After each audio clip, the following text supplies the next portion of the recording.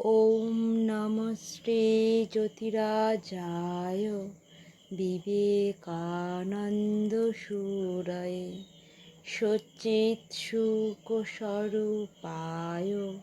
স্বামিনে তাপহারিণী। বইটির নাম সবার স্বামীজি। প্রকাশক স্বামী সুপর্ণানন্দ। পৃষ্ঠা সংখ্যা 7। পওহারী বাবাকে স্বামীজি খুব শ্রদ্ধা করতেন, তাকে দর্শনও করেছেন। স্বামীজি শুনেছিলেন পওহারী বাবার কুঠিরায় একবার এক চোর ঢুকেছিল। তার জিনিসপত্র চুরি করে পালাবার মুহূর্তে পওহারী বাবার ঘুম ভেঙে যায়। চোর ভয় পেয়ে জিনিসপত্র ফেলেই পালাতে থাকে। পওহারী বাবা সেই জিনিসগুলি নিয়ে চোরের পিছনে পিছনে ছুটতে থাকেন এবং বহু দূর গিয়ে চোরকে ধরে তার হাতে ওই জিনিসগুলি তুলে দিয়ে ফিরে আসেন। স্বামীজি যখন হিমালয়ে যান, এক সৌম্যদর্শন সন্ন্যাসীকে দেখে আকৃষ্ট হন। তার সঙ্গে কথাবার্তা বলে স্বামীজি বুঝতে পারেন ইনি সত্যিই উঁচুদরের সাধু। কিন্তু স্বামীজি অবাক হয়ে গেলেন যখন তার মুখে শুনলেন তিনি সেই ব্যক্তি যে পওহারী বাবার কুঠিরায় চুরি করতে গেছিল।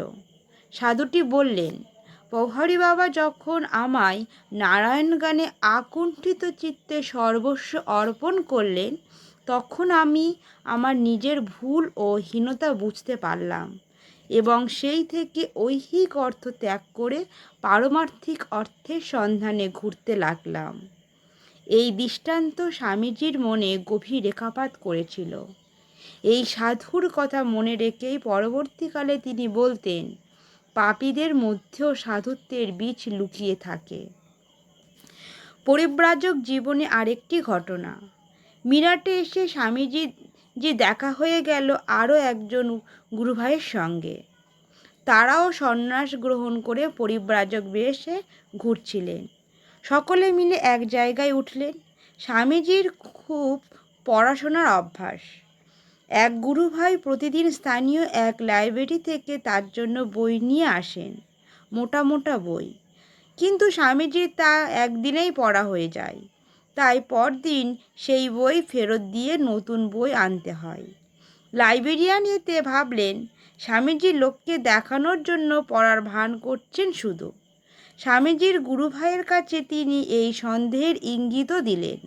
স্বামীজি একথা জেনে একদিন নিজে সেই লাইব্রেরিয়ানের কাছে হাজির হলেন এবং বললেন, আমি সব কটা বই ভালো করে পড়েছি।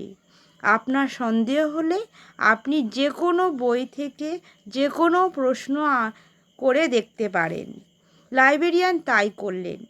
স্বামীজি সব প্রশ্নের উপযুক্ত উত্তর দিলেন দেখে লাইব্রেরিয়ানের বিস্ময়ের সীমা রইল না। তিনি ভাবতে লাগলেন, এও কি সম্ভব? ওম শান্তি শান্তি শান্তি।